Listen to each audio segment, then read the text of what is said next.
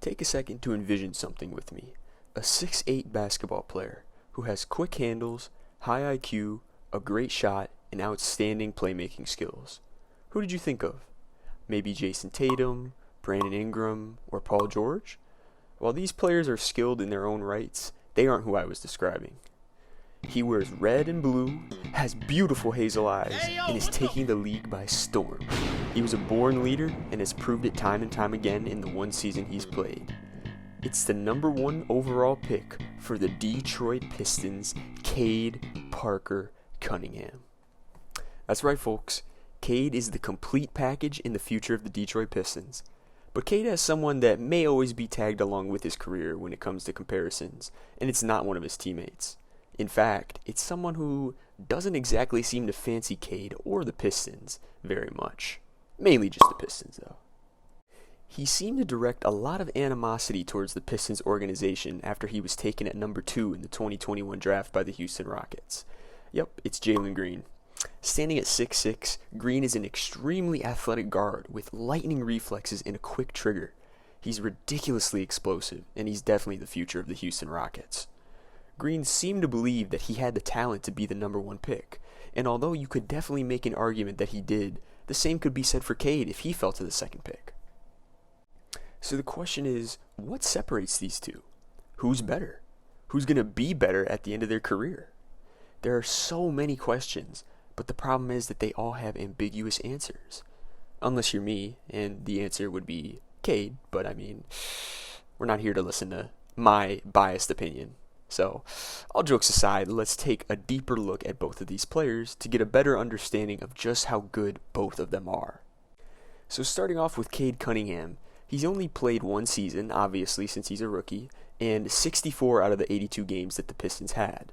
He wasn't able to play in the preseason due to injury, and that same injury flared up later on in the season, causing him to miss a couple more games. He averaged 17.4 points a game, 5.5 rebounds, and 5.6 assists. He did this on about 42% shooting from the floor and 31% from 3. On the Pistons, Cade finished 2nd in scoring per game behind Jerami Grant, 3rd in rebounds behind the big men Stewart and Bagley, and 2nd in assists behind Derek Walton Jr. Derek Walton Jr. So for a rookie, that's exceptional, and it's expected that his averages will increase next season. Cade has absolutely embraced Detroit. Kind of knew about Buffs a while back. I watched a couple, Detroit movies, local Detroit movies and things like that. Y'all probably know what I'm talking about. So, I seen all those a while back, way before, Detroit was ever even, in the consideration of lottery, number 1 pick, all that. So I kind of, already was hip to the culture. I was liking the culture. So hearing, Detroit getting 1st pick in the lottery, along with all the work I had already put in to get in this position, I mean, I was super excited. So the Buffs, I had to, Cartier Buffs, everybody, that's what it is. I had to, you already know. Making it very clear that Detroit is now his home. Despite NBA fans cracking a lot of jokes about how Cade was internally fuming when he found out that Detroit picked him, it doesn't really seem like Cade has paid it any mind, and he seems to give his all in every game he plays. This is one of my favorite plays from Cade, simply because of how he handled himself.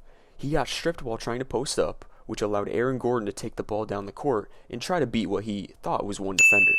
But Cade knew that mistake was on him, and made sure to hustle all the way down for the block to erase his mistake. This is the sign of a leader, someone who holds themselves accountable and plays both sides of the ball. Cade's handles aren't especially flashy, but they're effective, which is what matters.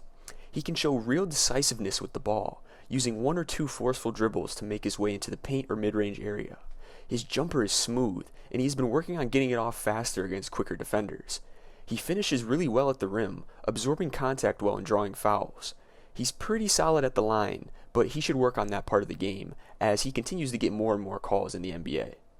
His playmaking and IQ are fantastic as he sets teammates up all the time with his ability to misdirect and keep other defenders focused on what he's doing. Cade has gelled especially well with Marvin Bagley, throwing a lot of lobs to the big man. Cade is a solid defender, and he shovels his feet well and has a sense for timing, blocks, and steals. He really seems to play at his own pace and tempo on the floor, and that has been acknowledged by veterans in the league. To play against him in the NBA is this week we had a lot of conversations about. Like I said, this is really one of my guys, you know. So when I'm guarding him, I know he's going to come. I want him to come at me as best as he can, and when he's guarding me, I'm gonna do the same. It's just that friendly competition. It ramps up a bit when you know somebody. I'm happy for him. Looking forward to seeing his career. The biggest thing Cade needs to work on next season is how often he turns the ball over. He averaged nearly 4 turnovers a game his rookie season, and although a lot of that had to do with how often Cade had to manage the offense, that number has to decrease if he wants his team to start winning more games. Cade is definitely a complete player, and with more time in the league, I see him rising to the top in terms of talent. He may not be a walking highlight reel, but his composure and concise moves make him a very intimidating player to face off against. Moving on, now we're going to talk about Jalen Green. He played 67 out of 82 games, as he was also dealing with some minor injuries here and there. He averaged about 17.3 points a game, 3.4 rebounds, and 2.6 assists. He shot about 43% from the floor and 34% from behind the arc.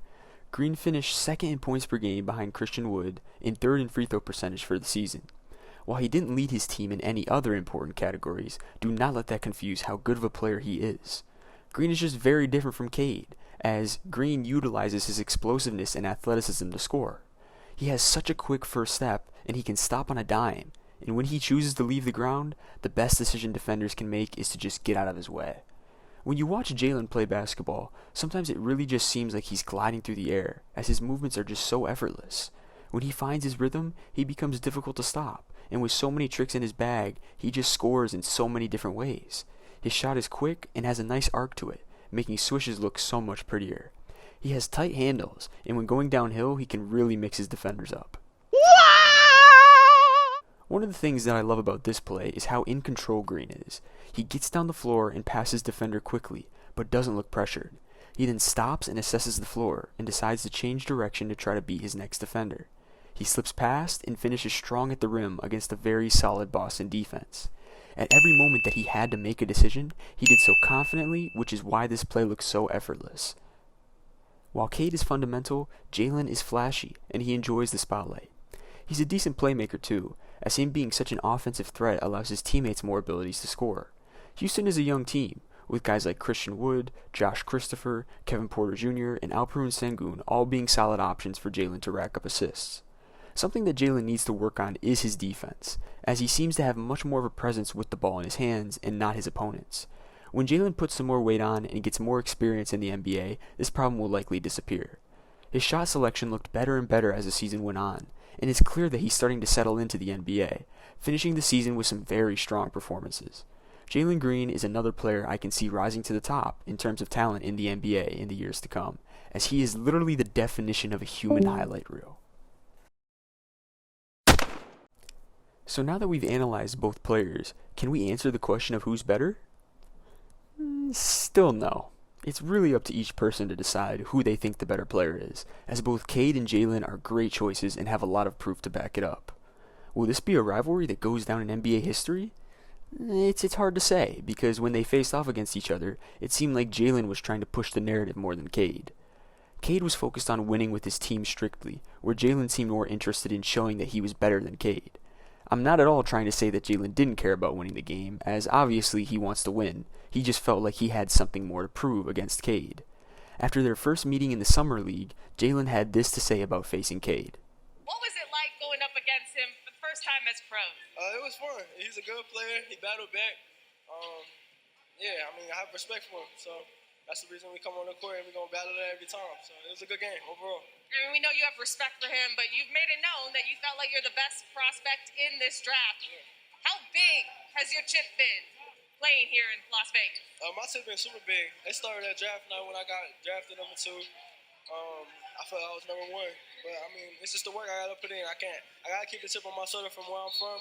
My family installed it into me, so I'm just keeping getting better every day. I thought that Jalen Green was very well spoken here, as he clearly respects Cade, but still makes it clear that he has the most confidence in himself and should have been the first pick. In their first NBA matchup in the regular season, both players scored at least 20 points, which was the first time the first and second pick in a draft class did this in their first meeting. If both players can stay healthy for their careers, they will definitely be worth following. They each have such different play styles, yet are both so talented. I see these players being compared like Luka Doncic and Trae Young were, and it will continue to be debated as to who is the better player as their careers continue. Both Cade Cunningham and Jalen Green have different ways of carrying themselves. They also have different ways of playing basketball, yet both are so effective. They're going to have their work cut out for them next year, trying to bring their teams from the bottom of their respective conferences to serious playoff contenders, but the blueprint is clearly there for both organizations. As basketball fans, we've been lucky to see such talent coming out of the draft in 2022, like Evan Mobley, Rookie of the Year Scotty Barnes, and Franz Wagner, just to name a few. But for Cade and Jalen, the sky is the limit next year, and I think both players are coming into next season with the same exact mentality. It's time to win.